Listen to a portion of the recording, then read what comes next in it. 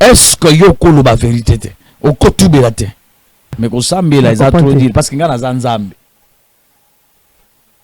nga na zanzambe tango bazolo ba vantar na yebite vantar on ba lo ba na ndenge ni ozote ya bato nini parce que Jésus est moko azaki vantar alir tozo kende kanga dati lelo nazomona mupepe moko ya makasi e mupepe o nazomona na bimi boye namoni mboka mobimba babase ya makila mboka mobimba babase ya makila na place oyo révélation ya boyebimi eloko ya boyemoni sami tokolobela ngo ndenge nini que ce qui est révélé condamné na place wana contexte wana eza na impact te ndenge révélation bongo esalami il faut nzamba orienter biso nini tokosala problème oko nakutaka à chaque fois ndeko Freddy ata na tu message même si na lancer ngo boye motandimelaka nga azaka te ezosenga eloko moko tosala bakonzi bayokanga bamangomba nyonso boyokanga ezosenga kaka eloko moko po kimi ezwama na mboka Congo esengeli to reconnaître ba grand esprit ba prophète a minene o baleki na mabele na biso aussi longtemps to reconnaître bango te vous avez toujours un problème très sérieux et rien ne va changer tango nzamba lobby à travers le Saint-Esprit on ozo faire allusion à ba grand esprit en fait ba grand esprit ozo faire allusion à ba nani oyo pe nani ne il faut to reconnaître bango il faut gouvernement il faut président de la République il faut nani reconnaître ba grand esprit on peut premièrement gouvernement il faut reconnaître ba grand esprit et puis ba église nyos je dis bien toutes les églises malgré ba kosala biloko na bango mais il faut pas reconnaître ba grand esprit c'est alors comme église catholique reconnaître c'est alors toquer nous ba grand esprit otangela ngata bango te parce que pas fait partie église non non eza ONG papa et aussi longtemps to reconnaître fumu kimbangu te toza na problème na mabele o moyen ba koko na biso ba grand esprit ba telema ba ke de ko bundela biso ezate il y aura toujours des effets des défaites pardon aussi longtemps to reconnaître masambuki di te kimpa vita te taonda te ba grand esprit la za ebele ya mabele na biso on aura toujours des problèmes ndanga yebisa ki yeboye po opela po mata makasi koleka esengeli ndeko na yo camarade na oboza na yo wana akoma mwasi na yo c'est-à-dire akoma PD prophète oyo eza santé na ye te ndeko oyo camarade na yo aza motema mabe parce que en réalité non yoka en réalité ndenge aza wana makilo ya monaka chaque buto ebimaka ye des fois na bakolemba abimaka ye na nsima lokola mobali mwasi na ye bozala presete comment c'est lisangai wana musala nzambe alo bibo mwasa musala nzambe baza bakolanda te ezilana baza bakolanda te pardon bonjour buenos dias hello mbote pona bayoka lingala merci beaucoup amis fidèles téléspectateurs amis de partout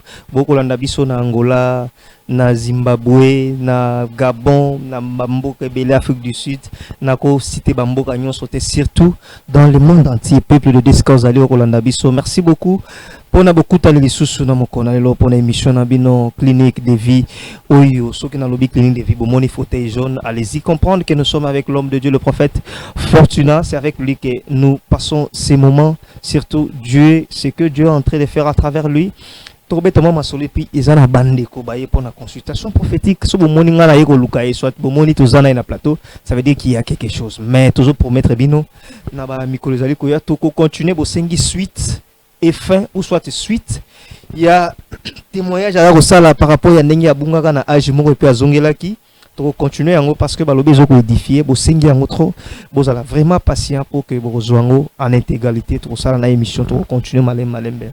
Merci beaucoup pour la critique nabino pour na ba conseil nabino surtout mais malheureusement toujours regretter pour na ba finga biso bon c'est notre travail tous on a pour na ko servir bino to ko le peut-être ko tikate.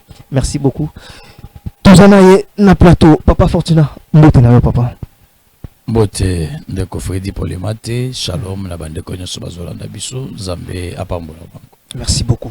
Kana li pamboli wana, je crois tout fungoli mbaramoko émission na biso. Bonne santé. Comme toujours. Non, santé ça va, Zambe azobatela. OK. Nazana bo moyi, mukolo moko te na koyebisa ko ke santé mabe jam. Ata sogi ça ne va pas. Nalobi, na koyebisa ka yo jamais que naza mabe. Toujours ça va. Même si vous êtes malade, les Écritures me disent personne dit qu'il est malade. Personne dit qu'il est malade. On a Bible. Oui, c'est les Écritures, non? Que personne dise qu'il est malade. Et les Écritures me disent vous servirez l'Éternel votre Dieu et il éloignera la maladie du milieu de toi. OK. Mais mutako le papi gazo kanzala là ça c'est pas. Nzala malade. Tenabi za malade, tenabi mutako le papi gazo kanzala. Na pesi na le mutu na. Oui. On a question musu. Yango pe na yebiso ke mutako bika beka na kwanga te. Mais akobika na malobe ko me pa na nzamba. Mais mutako lia pour vivre. Mais abika te. Prophète Fortuna na sepela kala yoko. To betaka mo masolo. Ça commence déjà bien. Hein? Abonnez-vous, je vous demande s'il vous plaît, si vous avez besoin d'un prophète, il y a un numéro qui est marqué au bas de l'écran. Il y a deux numéros. Ça dit, surtout les lots qui sont en bonde, la terre. Les lots qui sont en bonde, vous savez, il y a des fois, qui ont déclaré, mais nazambe la kate na déclare que émission le lois à la malam ezala boy na sala ngomi na swahili c'est-à-dire mais ko sambela eza trop dire parce que nga na zanzambe expliquons na zanzambe na lingi na sambela bon na boy pena contredire yo koto na sambe défendre on a contexte ni voilà na lobi bo batu ba yo mais azanzambe mais yango na lobi po to longola batu pena zone domba na zanzambe na ndenge nyolobela na mokanda na Genèse Bible zoloba créer l'homme à notre image.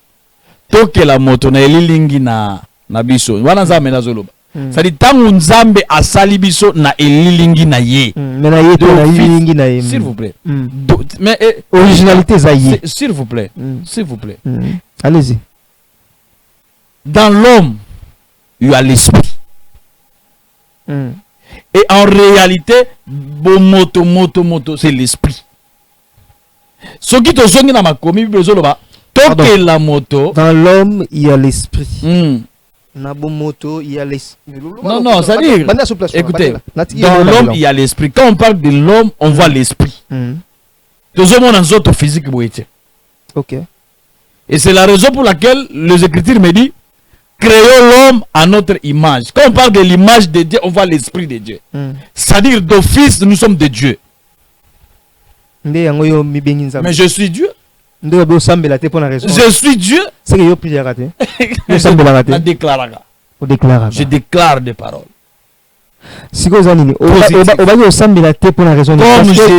Comme Dieu lui-même a créé le monde par la parole, a déclaré nous avons ce pouvoir-là. Nous sommes des dieux. Mais est-ce que Jésus est s'il vous plaît.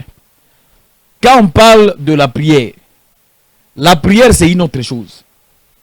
La prière c'est dialoguer avec Dieu. C'est dialoguer. Jésus est parti dialoguer avec le Père. Mais Père, maintenant je veux faire ça. Ça sera comment? Ça sera comment? Et le Père lui a orienté quoi faire. C'était le dialogue entre deux personnes. Donc disons que seul Jésus qui avait prié. Quand on prie, c'est là où on déclare la délivrance. C'est-à-dire, toujours semble pour la délivrance, toujours prier pour la délivrance. Donc seul Jésus qui avait prié. Parce qu'il y a dialogue. Moïse pas dialoguer. Non, c'est ça la prière. Dialoguer avec Dieu. Quand tu m'as dit que Jésus priait, Il a monté à la montagne pour prier. Moi, je dis, Jésus n'a pas monté à la prière pour prier, mais Jésus a monté à la montagne pour dialoguer avec le Seigneur. Parce que non, dialoguer la prière, c'est d'autres choses. Bon, c'est quoi, yo, la prière, c'est anime. Yo ressemble à la supplication. C'est quoi, yo, ça la supplication, nous, ça la supplication, parce que c'est ça prier. Nzambe, Yesu ema kufa kine kulusu pona biso pona masumu na biso elimisa. Naza suna temps osenga repentance te osala na pardon. Donc nous avons ensemble la kate, on prie la souti. Na déclaraka. No prie la kate. Na solo la kana Nzambe. No prie la kate. Na prie la kate. Prophète. Mais na prie la kate. Na solo la kana Nzambe. Parce que la prière, oh yozobenga, la prière, c'est dialoguer avec le Seigneur. Quand quelqu'un dialogue avec le Seigneur, c'est ça la prière. Mais si tu ne dialogues pas avec le Seigneur, ozamuta ekobo, ozamuta pité, ozamuta mbindo, boyebi sangai, parce qu'il est saint. Tu vas prier quoi? Akoyo kayote, parce que ozanakati masumu. Quand on dialogue avec le Seigneur, c'est ça la prière. C'est dialoguer tout simplement. Je ne prie pas, mais je déclare en qualité de son serviteur. Moutounyo sazola de mission oyo. Soko kelama ne lilingi ya Nzambe, c'est ko Nzambe. Malade eza na droit ko fanda na nzoto na yote. C'est la raison pour laquelle les Écritures me dit cet corps est le temple du Saint-Esprit. Le temple du Saint-Esprit, on parle du Saint-Esprit, c'est l'esprit qui habite dans l'homme. Ko ga kufa rappel. Mais ça est l'européen, ça enveloppe non? Kasiti. Obi za tap donc ko belate ko ça. Ça na kati ko belate. Yoka, nzoto eza na ba faiblesse. Na tunio eko belate nzoto eko belate on zong selio eza na ba fait ma faiblesse faiblesse c'est Japon il pose des attaques c'est Japon c'est ça je suis en train de dire quand l'esprit est à l'homme eza na kati motema na ye eza na kati nzoto na ye nzoto eko kufa mais esprit ekufa te.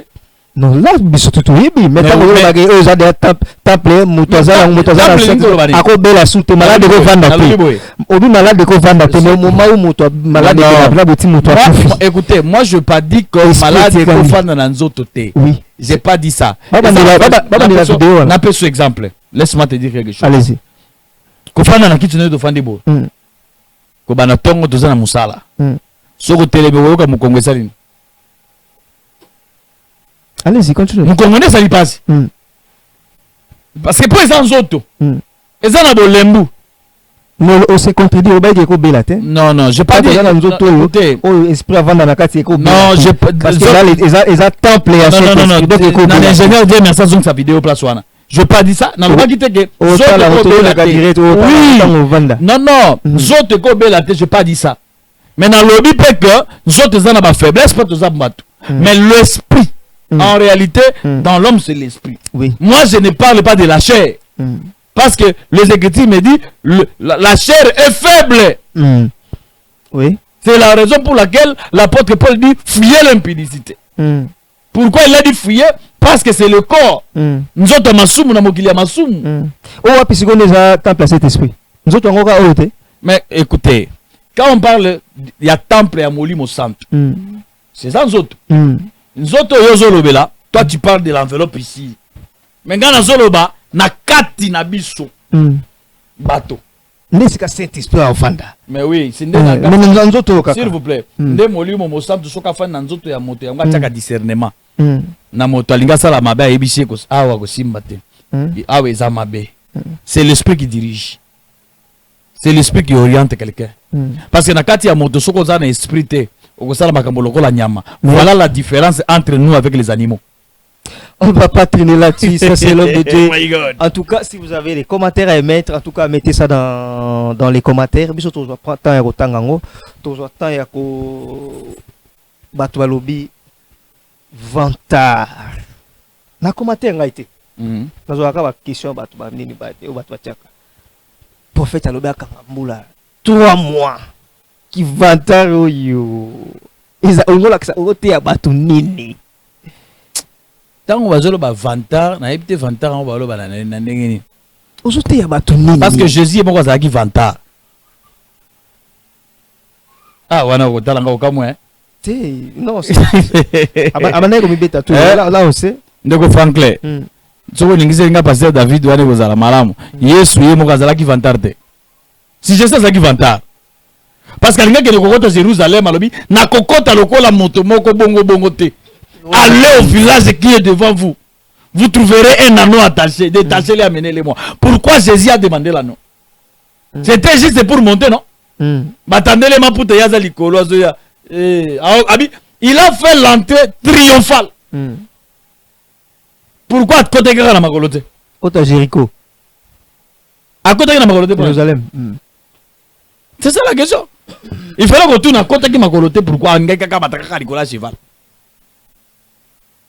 Tozolanda biso zanzela Yesu. Tozolanda nzela Yesu. Matambi ya Yesu. Nazalaka orgueil te. T'es pas bien vantar kaka, ils ont orgueil. Orgueil c'est le comme sous nazab. Ça dit problème nanga ezali totambola ka montu likolo parce que les écritures me dit totambola tête haute. Toza balongi. Kolo na biso alonga ki déjà. Donc ça qui vantar te. Oyo nyoso mona ngana sala ki vantar bolimbisa ngai. Ngana sala ka vantar. 3 mois au Kangambula. Oui. Vous animé le sentiment ni au Kangambula. Non, ils ont sentiment te. C'est la zone ba question ba combat. Répondre batu. Mais dans le bé yango les choses qu'ils ont sentiment te. Parce que en vrai dit dans le baki yango na émission passée, dans le baki ko Yesu tanga kiko seku sa Lazare. Alobi nazo sala ngo à cause ya batu. Oyo baza po bandima ke tata yondo sala kinini obenga kinga siko batu bakondima ndenge ke tata benga kinga. Donc c'est juste pour nous prouver batu ke oza prophète de Dieu, c'est ça? Mais oui, qui puisse croire que c'est Dieu qui m'appelait comme Jésus a dit. Donc yo peut sentir que ba ozo sala oyo ba douter hein. Des collègues batu ba. Mais Yesu na nous tile na lobi boy. Yo mo sentir ba bandima ko. Ka Yesu na nous tile lelo.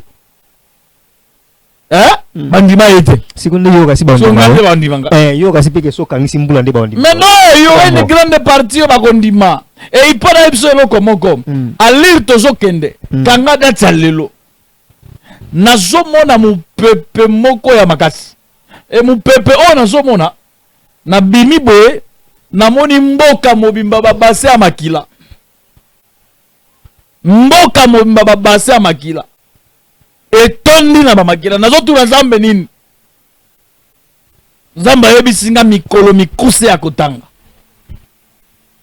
makila ya kosakana te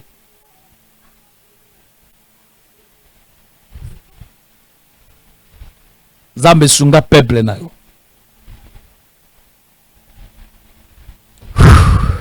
wana kana Congo. Je parle de la RDC nazoloba pona RDC Congo. Na bimi libanda na moni makila. Ebele. Na bassin. Na bassin de na ba bassin. Menzamba sunga Congo. Voilà. Na place où révélation boybimi. Eloko aboyimoni sami. Toko lobela ngondenge nini que ce qui est révélé condamné na place où na contexte où on est en impact. Ni révélation bongo salami. Il faut Nzamba orienter biso ni to kosala. Problème on a kutaka à chaque fois ndeko Freddy attend na message. Même si na lancer ngo boy. Mutandimela kanga zakate. Mais tant makambo salami bandu ko zonga ba émission kala muto alobaki. C'est ça le mal. Parce que na minute oyo soki ba bengi ngai to sala nini. Tu as vu quoi? Parce que na ligne kokota na détail comme il faut te. Na koyebisa bango qu'est-ce qu'il faut. Oyebi na zongele loko oyo. Ndeko Dieu merci zwanga bien na place oyo. Papa joie gros plan. Na pusani awa. Ezo senga iloko moko to sala. Bakonzi ba yo kanga. Bamangomba nyoso boyo kanga. Ezo senga kaka eloko moko po kimiezo manamboka Congo. Et sengeli to reconnaître ba grand esprit. ba prophète aminene o ba leki na mabele na biso. Aussi longtemps te reconnaître bango te. Vous avez toujours un problème très sérieux. Rien ne va changer. Ainsi dit l'Éternel, ainsi dit Yahweh, le Dieu des armées, le Tout-Puissant, le Maître des esprits. On a posé question à côté. Parce que ainsi dit l'Éternel, on a posé question à côté. Tango Nzamba lobby à travers le Saint-Esprit, on va faire allusion à grand esprit, en fait, grand esprit. On va faire allusion à Nani. Puis Nani, il faut reconnaître bango, il faut gouvernement, il faut président de la République, il faut nana reconnaître le grand esprit. Premièrement, gouvernement, il faut reconnaître le grand esprit. Et puis, bah église je dis bien, toutes les églises, malgré la bilo qu'on a bango, mais il faut pas reconnaître le grand esprit. C'est comme l'église catholique reconnaître, c'est alors toquer nous. Parce que fait partie église. Non, non. Et ça ONG, papa. Et ça ONG. Ah, prophète. Prophète. Bon, toki. Bagat esprit manani. Ah, ta maman prophète a loqué là. Bagat esprit manani, on doit faire allusion. Il faut te reconnaître Simon Kimba. Mais il y a déjà un gouvernement, je crois, ça date. S'il vous plaît. Je me rappelle. Il y a ça reconnu. Parce qu'on reconnaît. Toki. Nalobaki na l'état, tu reconnaître le grand esprit. Nalobaki tu reconnaître le grand esprit. Bah. Ok. Il y a déjà. Il y a déjà sauté pour aussi te reconnaître. Non, pas par église, il faut la reconnaître. Toutes les églises. Sauf catholique. Il y a des églises. Tu vois des ONG, papa. Il y a l'autre, donc catholique était. Tu vois des ONG, pardon, quoi. Le bin a le bâti quand tu as la polémique. En fait. Et ça, clinique de vie. Pardon. Et c'est clinique de vie, j'ai le droit d'église. Il y a un attend qui. Dans ce clinique de vie, le bel église, mais sous donc, Simon Kimban. Oui. Et aussi longtemps que tu reconnaître Fumo Kimbangu, tu as un problème. Namabeleo. Moi, je na biso.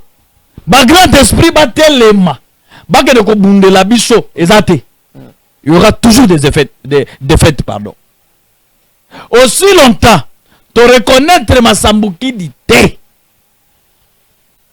Kimpa vita te. Taonda te. Ba grand esprit la za ebele. Yamabele na biso, on aura toujours des problèmes. Tu auras toujours des problèmes. Reconnaissance ça aux autres nango ça ya ndenge nini. Est-ce que na lobi boy? Ya kiba parce qu'il y a Papa Simon, c'est connu. Il y a une date calée. C'est connu, mais c'est pas toutes les églises. Hein. Non, c'est pas tout le monde. Hein. C'est pas tout le monde qui a créé à Papa Simon qui manque. Mais tant que déjà le gouvernement a imposé la date, il y a journée morte, mais payée pour le Papa qui manque.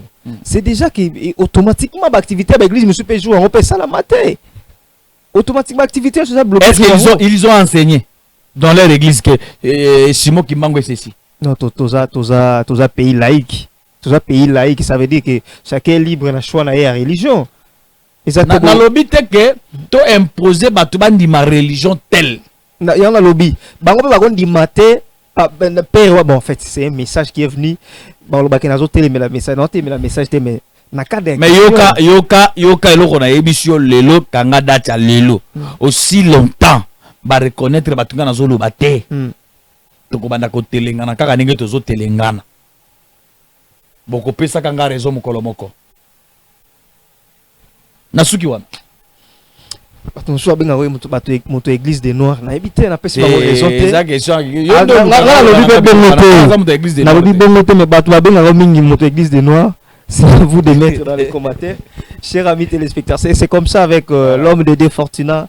Si vous en avez besoin, vous avez un numéro marqué en bas de l'écran. Ceux qui ont une suggestion ou soit une proposition, pourquoi pas critique, j'en ai besoin de critiquer. Mais injure, na boy. Kobenga na ngai na mesa na ngai na kiti na ngai na boy. Oh, na évité so lingo remplacer nga poti ya sundani ya oti nani na place na ngai prophète tozana ba noko ba père ba papa lo mibali tozana bango na plateau ba epo na consultation prophétique ba zana besoin ba se faire consulter papa au pays ba micro na bino je crois hein pour se faire consulter. Alors, comme toujours, dans un comme ça, la maître Bino en contact. Bon continuer au beaucoup ça là. C'est ça le problème ça? Merci. Bonjour papa. Oui, bonjour. Papa Kombonani. Kombonanga Mabiala. Papa Mabiala. Merci beaucoup. Papa Mbote. Bonjour. Kombonani ndeko. Kombonanga Franck. Papa Franck. Très bien. Papa Franck, papa Mabiala. Oui. Papa Mabiala, yo za pembe na ngato bandawa. Bozande ni nandeko. Bon, toza ba frère, ba mi. Tiens micro. Toza ba frère, toza ba mi. Ah ba mi hein. Oui. Très bien. Ba mi bozaka ba mi bofanda isika moko te, ndako moko te. Non, toza isika moko. Ah bozaka isika moko, mais bozaka ba mi. Très bien. Merci beaucoup. Donc mais sanande sala biso poto za resika moko. Ah OK. Donc bon on va célibataire tout va jusque là. Oui. Bon excusez hein, la continue to la binyango mais mutu mo aloba que c'est normal à opposer yango parce que état civil ba tchaka yango na document ça veut dire qu'ils ont autorisé à lobela yango. Papa vous sengez beaucoup de prophète. Pourquoi bon ndimo sala na télévision? On les sala en privé. Est-ce que tu forcé bino sala na télévision? Bon, ce qui tondimi to ya to mona papa Fortina parce que banzela to tambola ki. OK. Marambo na comprendre ndé na moni ça ne va pas. Yango na talisa ki ndeko na ngai. Mambo to uti ko mona. Donc esenga to tika ngo bongo te. Foto mona papa Fortina. Yango moni ndeko na ngapa ndimaki to to mona papa Fortina. OK. Donc yondo landaki papa Fortuna? Oui. Ndo informé nde na yebisaki ndeko na ngai na makambo elekela biso mibale donc esenga foto ya kato mona papa. OK. Merci beaucoup. L'homme de Dieu est là. Prophète. Noko mibale bango yoyo on a besoin aza en face na yo. Je vous laisse entre les mains. Et là on a moni mabe ya liboso akosinga kombo Mabiala. Kombo na ye ya solo babenga keza fiston. C'est le vrai nom. Fiston. Ba misusu bakataka Joe fils. C'est ça le vrai nom kombo na ye. Kombo na yango na? Oui. Mais c'est pourquoi koloba Mabiala? Parce que to mesana ndi na kombo wana vike bamba misala to salaka po ya za musicien. Ye vraiment domaine des amis musique. Mais donc pe na lobaki Mabiala c'est parce que za kombo o papa na maman ba botinga donc kombo ya makasi. Kombo oyo bayebi nango oyo babengaka izande fiston. Bon apesi kombo ya makasi, j'ai compris apesi kombo ya mboka. Mais kombo ya mboka wana pe azolo ba kombo ya mboka. Mais za kombo pe za la kite ke papa na ina mama na inde ba pesaki. Kolo kombo na ya kufa. Abota maka date moko na kolo kombo. Nde kolo kombo alobaka non, il faut azala ndoi nanga. Papa na ina mama de baba naka koboya. Abandi ko kaka Mabiala jusqu'à ce que anenga zoko le tele kaka Mabiala ba fini ya solo to lokuta ya solo papa tiens micro so na solo papa ça dit ce n'est pas le vrai nom. Ah bon? Et ça parce que abota ma jour moko na date camarade ya papa na yo na bota ma papa Mabiala yango ba ko benga e kombo. Oui papa olobi ya solo papa donc eloko toye awa eza justement ngana musicien nabetaka nanga miziki mais nde na comprendre ki nde miziki nanga ezotambola niveau wana eza yango te parce que na Congo ekoma po ozala bien il faut ça ba succès il faut za na mituka il faut za na ba pala bien il faut kendaka ba poto ozonga donc envie ya raisonner bongo nde na tasaki ndeko na ngai ndepe toyo kaka na makambo oyo batu misupo bakoma bongo batambola place moko boye bakotaka place moko boye nde tokendaki komona marabu moko boye tozalaki na ye nde nasulaki na ye ke papa ngane naza boye naza na posa na pela na musala nasalaka tuninga musani na bitenga na artiste na nanga musicien na nyonso natalisaki ye nde nga nalingaki nazala apesaki biso ba condition mais ba condition apesaki ngai ezaki vraiment dire nakokaki yango te tozongelaki lisusu nde atalisaki ngai ke tosala yango soki tosali yango te tokokufa pe puis nde naza boye nazo comprendre esu te soki nalali kolamuka na ngai bafatigue kaka et puis l'air mobo non sentir son la muki au mona na sima na fesse nazo sene makila donc nazo comprendre te na éviter ce que ça be fait o na soula ki na nganga yango na éviter nazo eba pété papa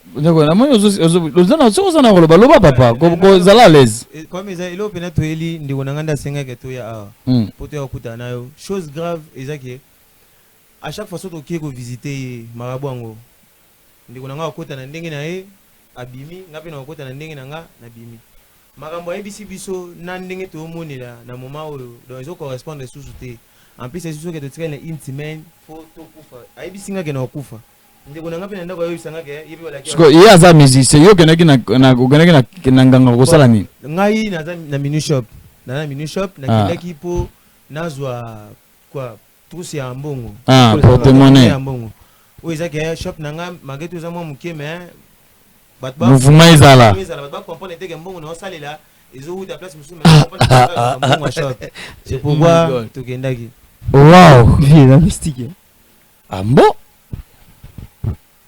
donc yango ndeko na nga te singa ke non prophète Fortunato talaki na TV est-ce que ce problème est est-ce que yo kolo ba vérité te o kotubela te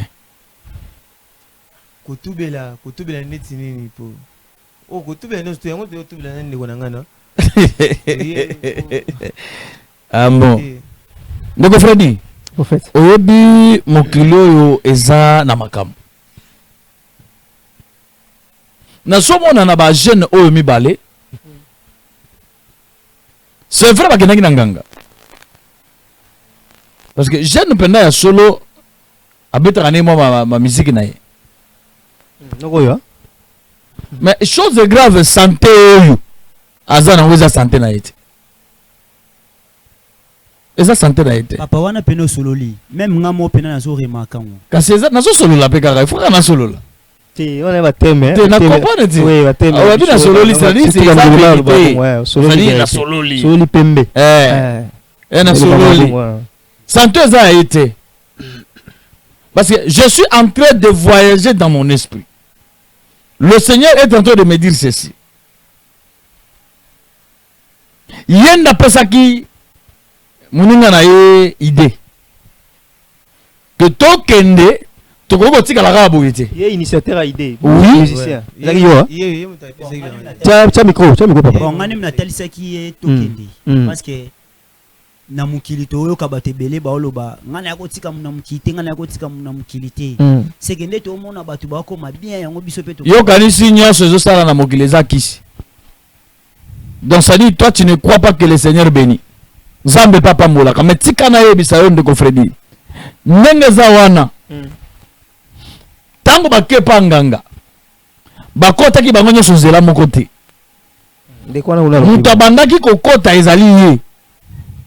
Muye mukofison ye muto invité ki abiala o nenga zumi benga ne akota ki mutu aliboso eloko aliboso tanga koti alongola ki mapapa na ye mabelo ya nyataki na sima ya makolo wana nganga ibisa ki kanga mabelo wana chango na kalebasa awa achaka ngona mwa kalebasa wana chi mabele ya makolo na ye e na kati nganga yebisa ki yebo po opela po mata makasi koleka esengeli ndeko na yo camarade na boza na yo wana akoma mwasi na yo c'est-à-dire akoma PD prophète osomona meni yo tikanga na solola mais te yo vanda na nukibia etango yebisi ye bongo non mais wana nazokoma zela nazokoma nalingi te oloba bane kumasola chamirgo ngaba ibisanga bongo ibisanga ke no po ana kotaka to liboso bima to na koti to ndo swana ibisinga bino po porte-monnaie magique na wani banda ko sala banda ko tourner vike shop na pesa muke fulama po komisa ndiko na yo mwasi na yo no ibisa pe bongo donc kama loba o nani marabu na ebisaki yo yango pa ebisaki ngai yango pa isanga mo tango tunanga kutu yo kuna ebiso nini na boya ko ebisa po na na ko banga vike ndeko na ngai et ça la mabe na boya ki ko ebisa yo c'est-à-dire en réalité babomba makinde ba secret c'est-à-dire on comprendre que mutu azaka mutu malgré bango mibale mais mutu mtafana na secret na yi mais eloko ya mabe ya bosoto oyo nga nazomona oyo ezosala nga pasi parce que en réalité ezalaki vice versa c'est-à-dire ye fala bimana abana ko bimana ye pe fala bana bimana ye c'est-à-dire ezalaki mutu moko te c'est-à-dire nganga ajouaki bango nde psychologie ajouaki bango nde mayele oyo eza santé na ye te ndeko oyo camarade na yo aza motema mabe parce que en réalité non yoka en réalité ndenga zawana makilo ya mona ka chaque bouton et bimaka ye des fois na ba kolemba abimaka ye na sima lokola mobali mwasi na ye te prophète non te nazo tika lukuta wana te zela non tika lukuta wana te Frank zela nanu to samba mosala nzambe mon cher tala non mon papa zela nanu te zela vous appréciez comment c'est lisangai ngai ozande ko ngai wana mosala nzambe wala bibo masa mosala nzambe azaba ta kolanda te zela nanu azaba ta kolanda te masa pardon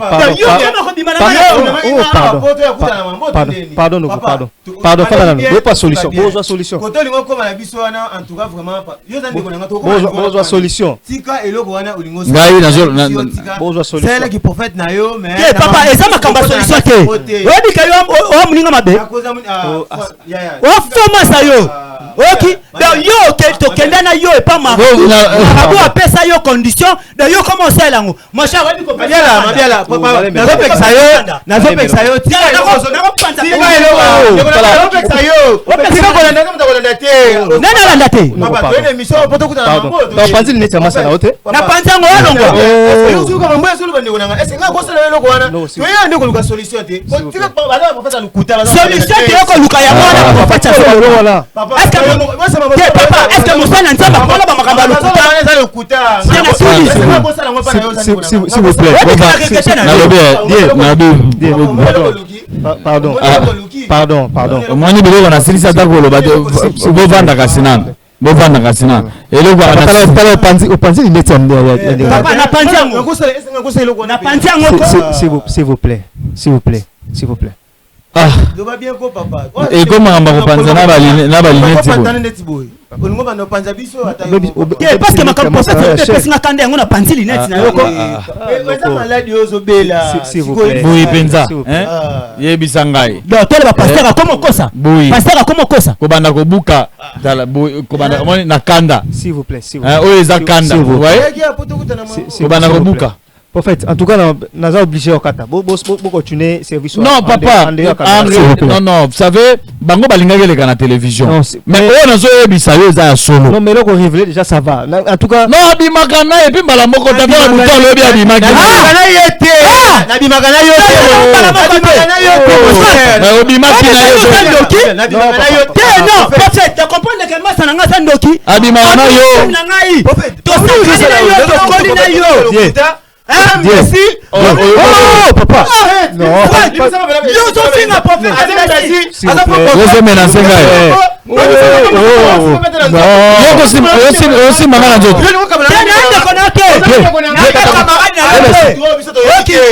Obimakana ye. Abimaki na ona butu alezo.